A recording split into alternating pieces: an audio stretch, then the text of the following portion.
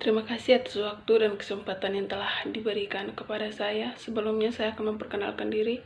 Nama lengkap saya Maria Yasinta Wona, NIM 1803030138, kelas C semester 6, program studi Sosiologi, tugas pendidikan anti korupsi. Baik, di sini saya akan menjelaskan tentang ekonomi dan keuangan kejahatan korupsi, ekonomi bayangan, dan pencucian uang. Kejahatan ekonomi atau economic crime secara umum dirumuskan sebagai kejahatan yang dilakukan karena atau untuk motif-motif ekonomi. Kejahatan ekonomi bisa dilihat secara sempit maupun dalam arti luas.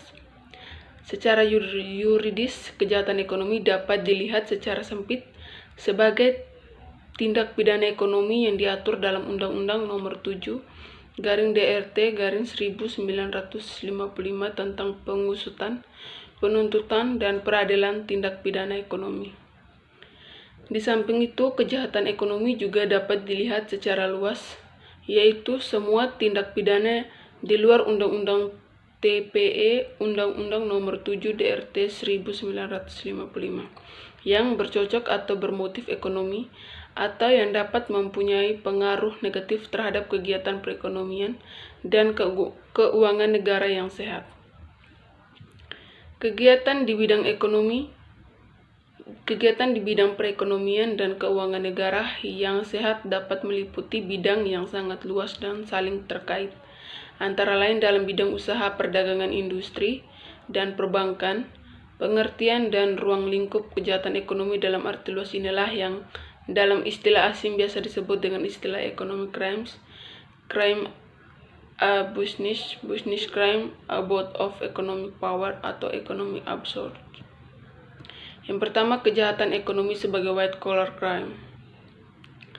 Dibandingkan dengan kejahatan tradisional yang lain, khususnya kejahatan terhadap harta benda, kejahatan ekonomi mempunyai karakteristik khusus. Kejahatan ekonomi lebih banyak tergantung pada sistem ekonomi dan tingkat pembangunan suatu masyarakat. Dengan demikian, sistem ekonomi kapitalis atau sistem ekonomi sosialis ataupun sistem gabungan masing-masing akan memiliki pengaturan tersendiri tentang apa yang dinamakan kejahatan ekonomi. Berkaitan dengan tindak pidana ekonomi ini, Muladi mengemukakan bahwa yang paling mendasar adalah pemahaman bahwa tindak pidana di bidang perekonomian merupakan bagian dari hukum ekonomi yang berlaku di suatu bangsa, sedangkan hukum ekonomi yang berlaku di suatu negara tidak terlepas dari sistem ekonomi yang dianut oleh bangsa tersebut. Kejahatan ekonomi mencakup pula kejahatan korporasi, yaitu setiap perbuatan yang dilakukan oleh korporasi yang diancam dengan sanksi, baik sanksi hukum administrasi, hukum perdata, maupun hukum pidana. Kejahatan korporasi tersebut dapat berupa crime for corporation atau corporate criminal, sedangkan crime against operations lebih bersifat kejahatan okupasional atau occupational crime, untuk kepentingan pribadi, misalnya pengelapan uang perusahaan. Dalam kejahatan ekonomi, seringkali terdapat batas yang sempit antara legalitas, ilegalitas, dan kriminalitas, dan malah pelaku sering merasakan dirinya bukan sungguh-sungguh jahat, tetapi lebih karena kesialan, atau secara teknis tidak berbuat apa yang diharuskan.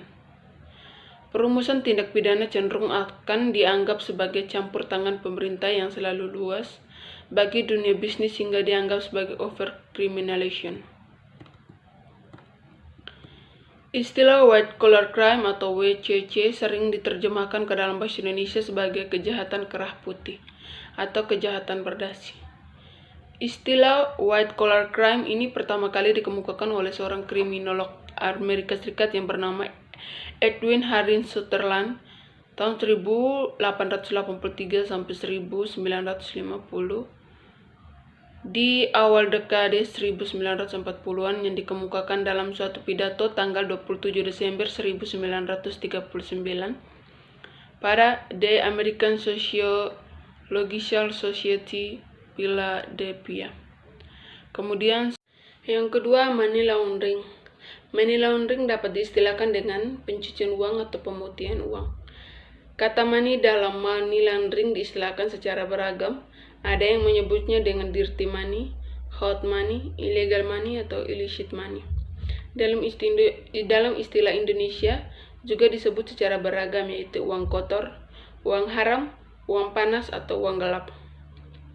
Istilah money laundering sendiri sudah merupakan istilah yang lazim dipergunakan secara internasional.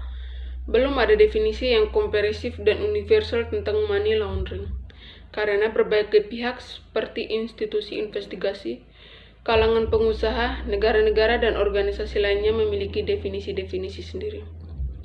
Secara singkat, money laundering adalah perbuatan yang bertujuan mengubah suatu perolehan dana secara tidak sah supaya terlihat diperoleh dari dana yang sah. Tidak mudah untuk membuktikan adanya money laundering karena kegiatannya sangat kompleks sekali.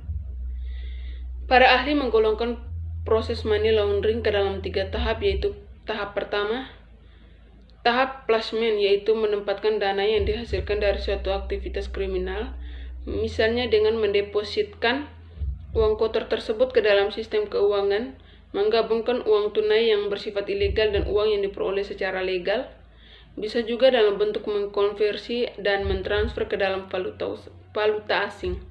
Yang kedua, tahap layering dengan cara pelapisan. Tujuannya adalah untuk menghilangkan jejak, baik ciri-ciri aslinya atau asal-usul dari uang tersebut. Misalnya, melakukan transfer dana dari beberapa rekening ke lokasi lainnya, atau dari suatu negara ke negara lain, memecah-mecah jumlah dananya di bank dengan maksud mengaburkan asal-usulnya, mentransferkan dalam bentuk valuta asing, membeli saham, dan sebagainya. Tahap selanjutnya adalah integrasi. Tahap ini merupakan penyatuan kembali uang kotor tersebut setelah melalui tahap-tahap placement atau layering di atas, yang untuk selanjutnya uang tersebut digunakan untuk berbagai kegiatan yang legal. Dengan cara ini, maka nampak bahwa kegiatan yang dilakukan kemudian seolah-olah tidak berkaitan dengan kegiatan-kegiatan ilegal sebelumnya. Dan dalam tahap inilah kemudian uang kotor ini telah tercuci. Rumusan tindak pidana pencucian uang, Undang-Undang Pencucian Uang Nomor 15 Tahun 2022 dan Undang-Undang Nomor 25 Tahun 2003 merumuskan tindak pidana pencucian uang dalam pasal 3 yang menyatakan sebagai berikut.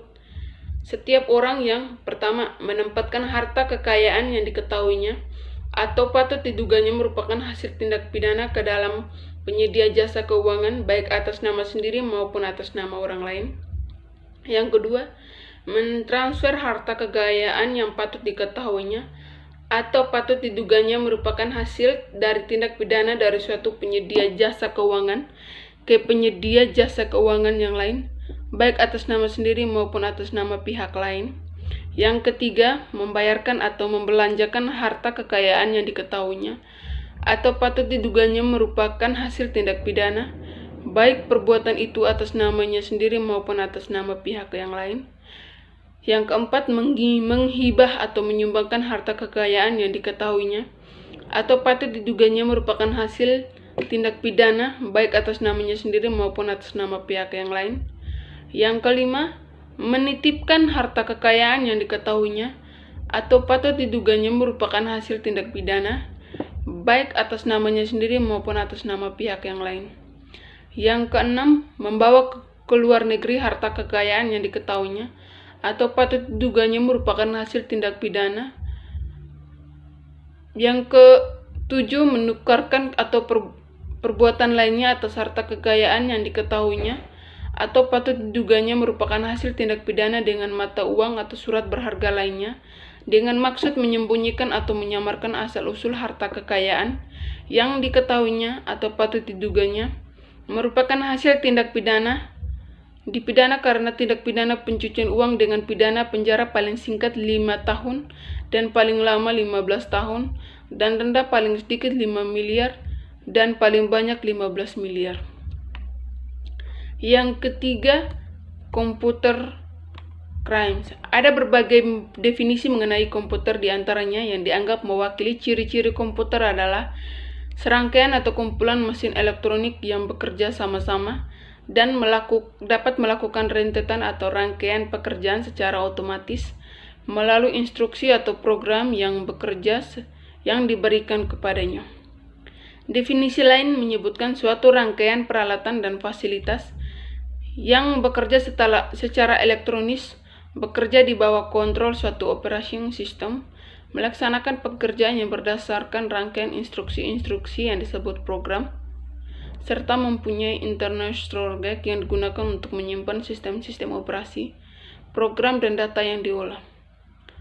Kedua definisi di atas memberikan gambaran bahwa komputer ini memiliki beberapa ciri, bahwa komputer ini merupakan suatu sistem, yaitu sekerangkaian atau kelompok peralatan yang bekerja bersama secara elektronis. Komputer ini mempunyai suatu alat penyimpan data dan program yang disebut internal storage atau memori komputer. Komputer itu bekerja di bawah kontrol sistem operasi atau operation system dan melaksanakan tugas berdasarkan instruksi-instruksi yang disebut program. Sekian dan terima kasih.